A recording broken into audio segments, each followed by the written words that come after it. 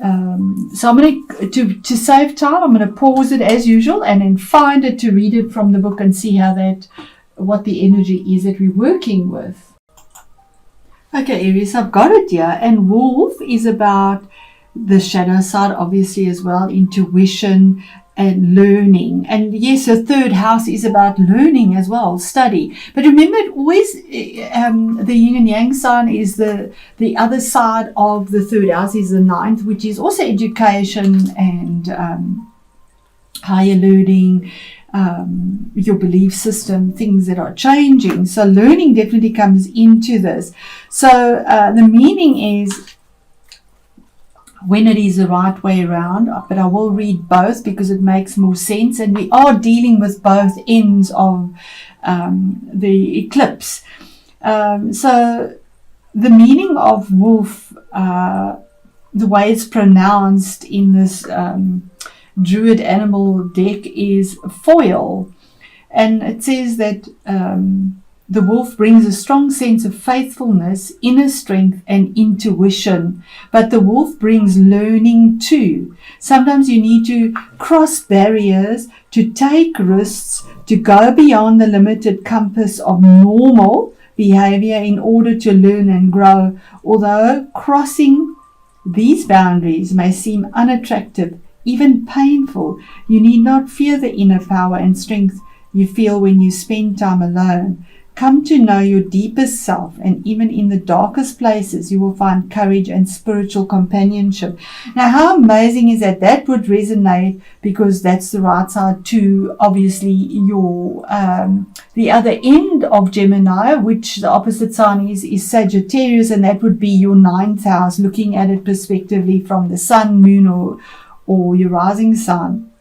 The reverse meaning, which is how it came out and which would resonate with where the eclipse is in Gemini, and that is, you may need to come into a new relationship with your sense of aloneness in the world. Behind a fear of loneliness may lie a fear of your own inner strength, fierceness and power. Learn to trust this and to come to know your deeper self. Through dreams and intuitions you may come to learn more of the hidden side of your being, which is sometimes called the shadow. As well as there being lone wolves in the world, you should know that the wolf is a faithful animal which often mates for life. In tradition, it is considered lucky when a wolf crossed the path of a bridal party, precisely because of this faithfulness.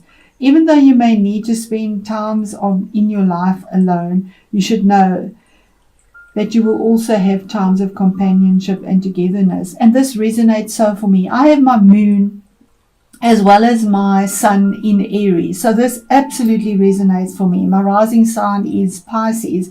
So for me, this is absolutely that. I have been so isolated, so on my own, and definitely learning. I am studying astrology at the moment, the traditional astrology, and there's such change in those areas of my life. So this absolutely resonates for me. So to give you a little bit more about the eclipses, when it is a lunar eclipse,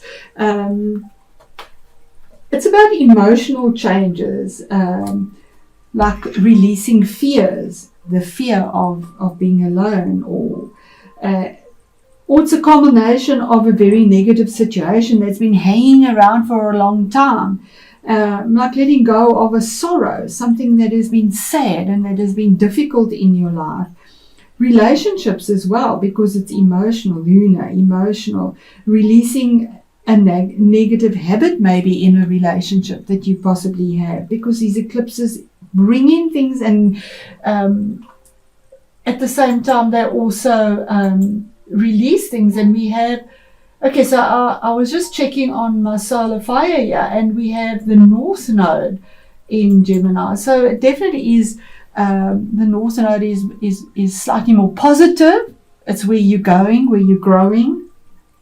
And releasing attachments, or releasing an attachment, would possibly be a thing that is felt on the inside because it's a lunar.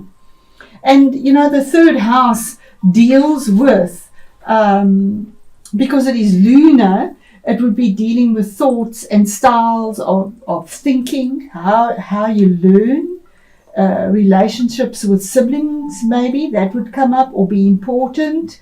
It is a north node. It's not that much releasing, or your cousins and your neighbors. Third house is about your mentality as well, your duality, variety, and adaptability and intellect, because it is Gemini. Gemini is ruled by Mercury, which is that flexibility and adaptability.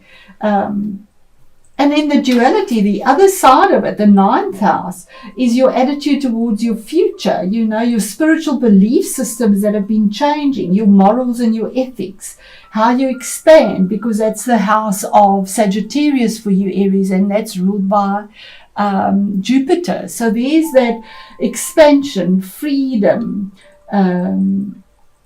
manifesting, also relationships with foreigners. That could be a thing that comes in your higher mind, your studies.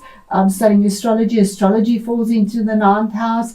Ideals, visions, wisdom, and you want to know the higher meaning of life and what is beyond your individuality, and that very much is to the fore here.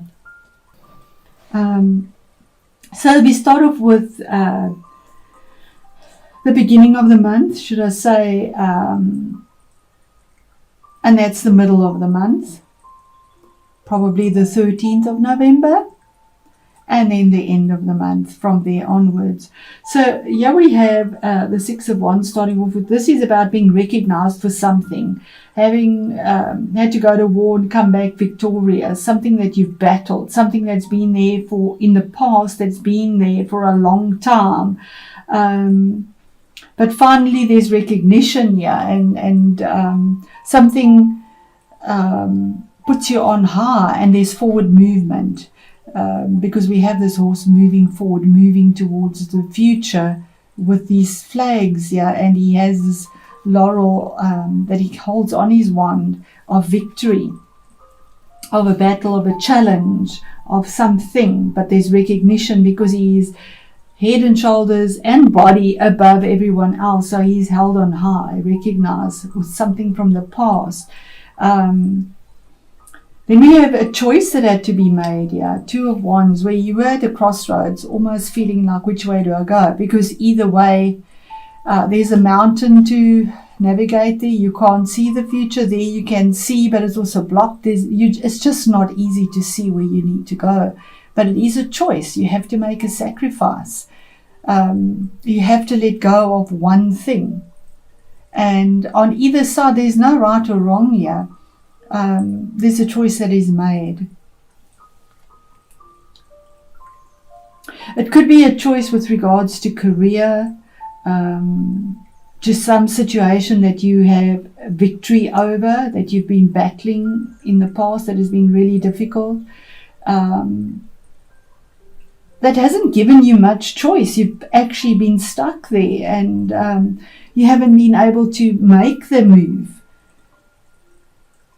But Spirit is saying either there is a deer on either side of this. There is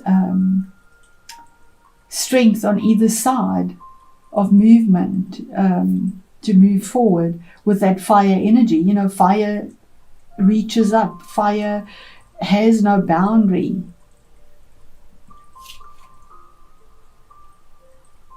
Then we have the King of Cups. So the King of Cups could be your own energy or somebody you're dealing with.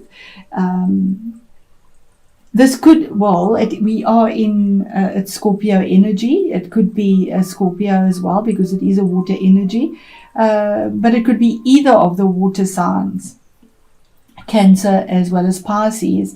It could be somebody that is coming into your life to assist you with something and to change something here that you've been stuck in, that has been difficult, that you're being recognized finally for, or fighting for the recognition, and then a choice that is made. And this person comes, there's Saturn here. So Saturn, this is something that has endured for a long time. This person comes from the heart, or is strategic, diplomatic, makes changes on the outside. He is a king. For me, kings make changes on the outside if it's not a person. It's something that is emotionally fulfilling, but changes you from without as well, not just within.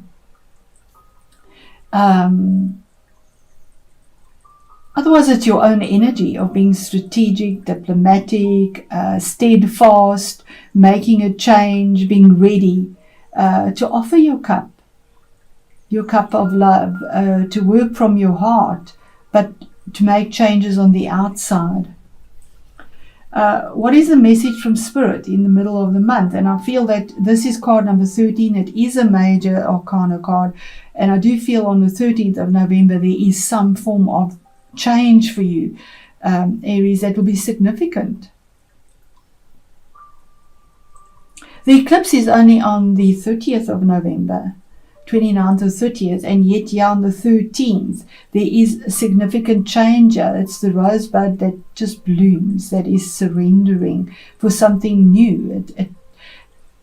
It has to come to an end. Whatever this is down to the bare bones. It's a skeleton, it's dead. It cannot be revived anymore. There's the horse facing the past. It's done.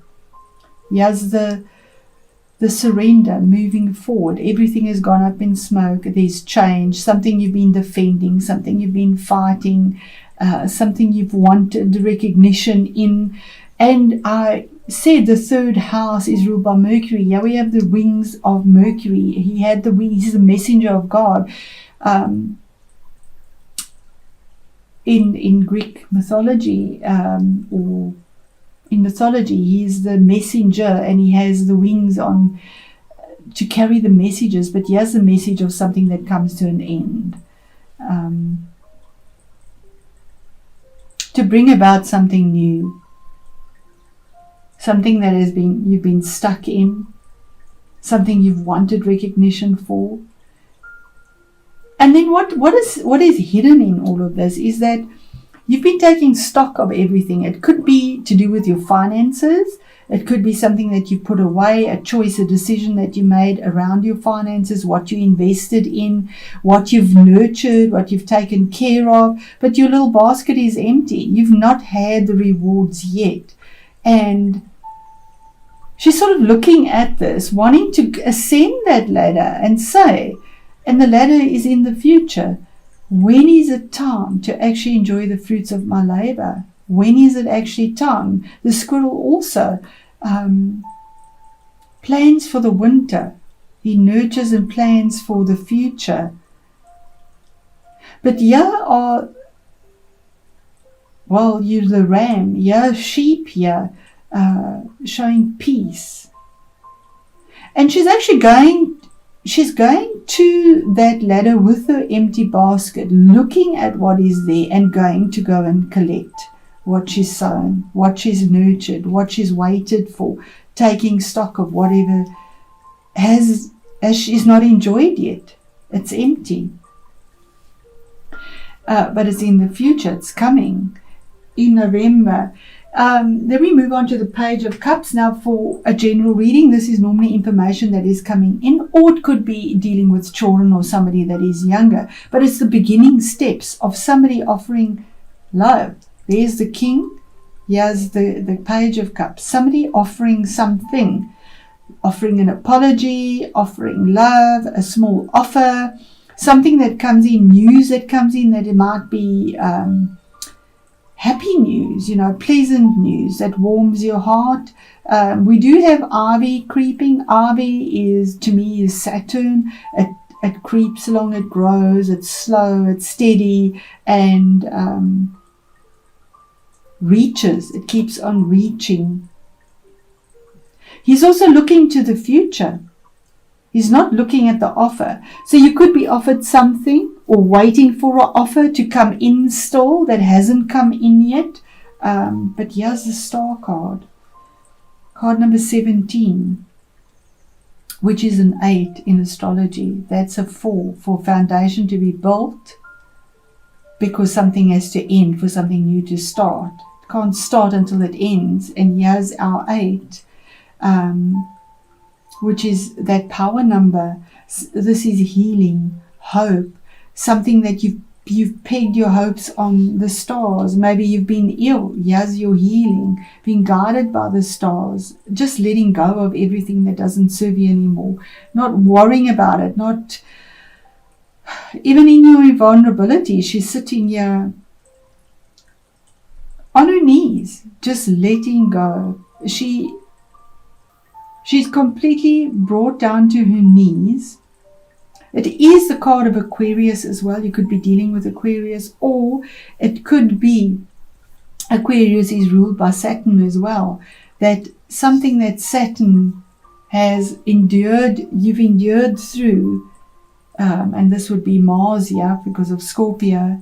Saturn and Mars are two malefics. Here's the faith and hope. We have fire and ice, fire and water, that bring the change and something calmer. There's the 8 again, 8 of Pentacles. That is such a beautiful card. The 8 of Pentacles, and year 17 is an 8 as well.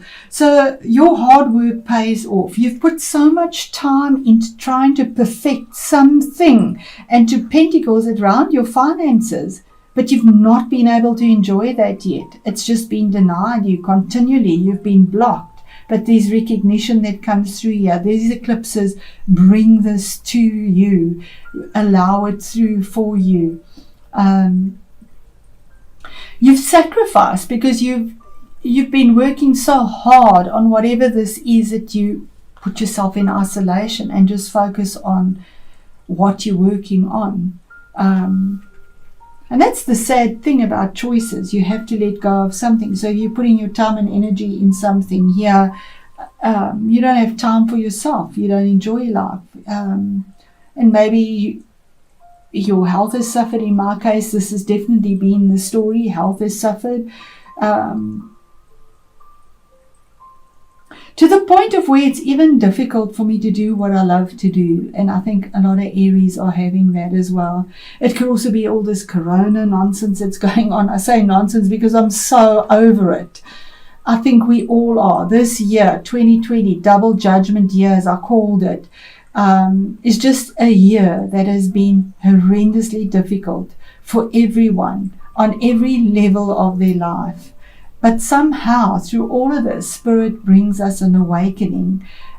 And Aries, apologize if this is long. There we go. There we go. Synonymous. That was something that was manipulative, deceitful, hurtful. Something. It's the Devil card.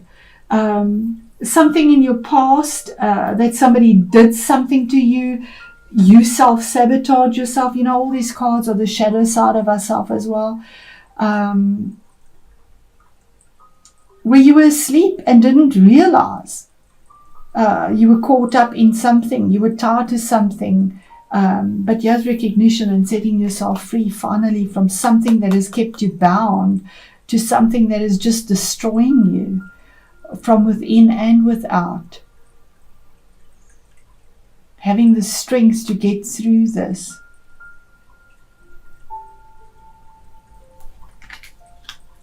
So with that, Aries, I'm going to end this reading and say thank you once again. And thank you for your comments and for your time to view this. I really appreciate it. And I wish you all the best. My heart is with you. I know how difficult my story has been, and I will share that one day with you, possibly after November, once all of this comes to an end, because it is time for change. It is time for things to end. It is time to actually reap what you've invested in and get the healing that we need, and to have the victory over something that has completely just blindsided us, manipulated us, allowed us to self-sabotage ourselves without even realizing it. We are human. You know, we have fated things, but then we also have willpower, which is things that our choices that we make ourselves, and our choices have not been honoring to ourselves. And, you know, the universe comes in and clears it out to start something new with the healing. So Lots of love to you, Aries. Thank you.